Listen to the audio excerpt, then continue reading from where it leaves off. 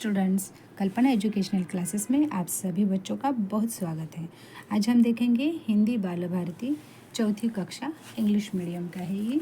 और इसका lesson number है 7। लेसन नहीं, ये पोएम है, कविता है। इसका नंबर है 7 और इसका शीर्षक है चंदा मामा। और बगल में पिक्चर दिया है आपको चंदा का, तो इसे आपको कलर करना है। और ये बाल गीत है, इसे सुनो और दोहराओ ऐसे कहा गया है। और जिसके पोएट जिन्होंने ये पोएम लिखी है उनका नाम है शंकर विटनकर। तो चंदा मामा का जो महत्व है ये बताने के लिए इस पोएम जो लिखने वाले हैं शंकर विटनकर जी, इन्होंने बहुत अच्छी सी कोशिश की है। तो इनकी कोशिश हम लोग देखते हैं क्या दिया हुआ है। मैं पहले आपको सुनाती हूँ, फिर बाद में इसका एक्सप्लेनेशन लेते हैं। नील गगन के चंदा जी, ठाठ बड़ा दिखलाते हो, सोने जैसा रूप लिए राजा बन इठलाते हो। पंख नहीं तुमको फिर भी पंछी बन उड़ पाते हो, झुंडों बीच सितारों के पंछी राज बन जाते हो। जंगल नदी पहाड़ों पर घूमते रात बिताते हो, याद से फिर भी हम सबके छत पर खेलने आते हो। भैया तुम धरती माँ के मामा हमको लगते हो, इसलिए क्या प्यार से तुम देख हमें मुस्काते हो। देखो कितनी सुंदर पोएम है ना। अभी इस कविता का अर्थ जानने का हम प्रयास करते हैं। यहाँ पे देखो चंदा मामा का पिक्चर है। वैसे आप किसी भी पिक्चर को देखेंगे तो उसमें चंदा मामा का एक सुंदर सुंदर रूप आपको दिया गया है।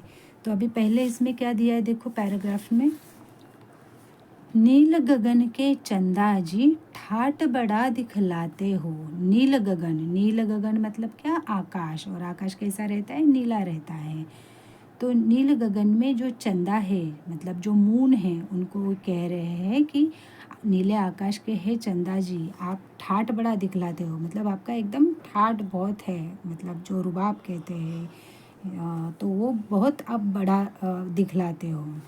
सोने जैसा रूप लिए राजा बन इठलाते हो। आपका रूप कैसा है, सोने जैसा है ना। सोना कैसे चमकता है वैसे चांद भी चमकता है ना, इसलिए उन्हें कहा गया है कि आप सोने जैसा आपका रूप है। और आप कैसे, राजा जैसे, मतलब राजा कैसे एकदम इठलाते हुए चलता है ना। एक सामान्य इंसान रहता है और राजा रहता है, इनमें आप अगर कभी कंपेयर करोगे तो आपको राजा ही ऐसे इठलाते हुए मतलब एकदम रुबाब से चलते हुए ऐसे दिखाई देते हैं ना। तो आप बिल्कुल राजा जैसे ही इठलाते हो, मतलब एकदम रुबाब से चलते हो। पंख नहीं तुमको फिर भी पंछी बन उड़ पाते हो। आपको तो कोई पंख नहीं है। पंख मतलब क्या, विंग्स, पता है ना आप लोगों को। तो बच्चे ये पोएम लिखने वाले वो कह रहे हैं आपको तो कोई पंख नहीं है, फिर भी आप पंछी बन उड़ पाते हो। मतलब आप एक बर्ड जैसे, मतलब पंछी जैसे उड़ने की यानी कि फ्लाई करने की कोशिश करते हो। झुंडों बीच सितारों के पंछी राज बन जाते हो। झुंड मतलब क्या पता है आपको, समूह या ग्रुप। आपको पता है ना, जो फूल रहते हैं उनको हम क्या कहते हैं, फूलों का बंच कहते हैं, है ना। वैसे ये सितारों का जो है उन्हें क्या कहा गया है, झुंड यानी समूह। मतलब बहुत सारे सितारे अगर एक जगह पे जमा हो जाए तो उसे झुंड कहा गया। आप यहाँ पे पिक्चर में भी देख पा रहे हैं, बहुत सारे सितारे उनके आजू बाजू में दिखाई दे रहे हैं। तो ऐसे सितारों के बीच में आप पंचराज बन जाते हो, पक्षियों का राजा। पंचराज मतलब कौन, पक्षियों का राजा। तो ऐसे बहुत सारे सितारों के बीच में आप तो एकदम पक्षी के राजा बने हो, ऐसे दिखाई दे रहे हो। आगे देखो चंदा मामा की क्या तारीफ की है। जंगल नदी पहाड़ों पर घूमते रात बिताते हो। अभी रात का समय होता है तो वो क्या, बहुत सारी जगह पे घूमते रहते हैं, जैसे कि जंगल में यानी कि फॉरेस्ट, नदी, रिवर में, पहाड़, जैसे कि ऊंचे ऊंचे जो पहाड़ रहते हैं वहाँ पे। तो आप ऐसे सारी जगह पे रात में घूमते घूमते रात बिताते हो।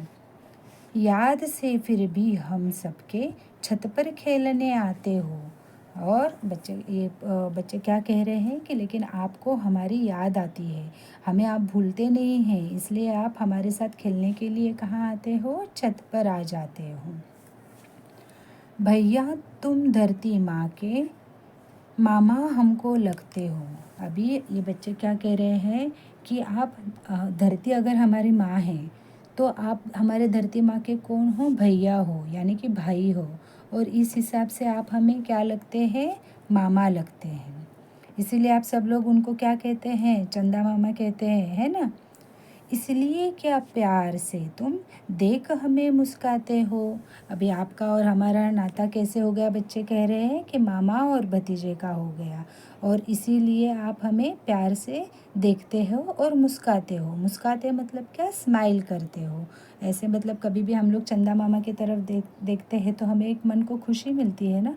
उसी एहसास के वजह से ये लोग कह रहे हैं कि आप हमें देख के मुस्काते हो, ऐसा हमें लगता है।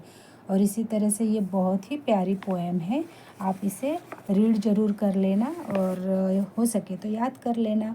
और सबसे इम्पॉर्टेंट बात है, अगर आपको हमारी पढ़ाई हुई कविता पसंद आ रही है तो इसे कम से कम लाइक तो ज़रूर कर देना, ताकि मुझे समझे कि मेरे बच्चे जो हमसे इतना अच्छे से पढ़ रहे हैं उन्हें हमारी बातें समझ में आ रही है। Thank you so much.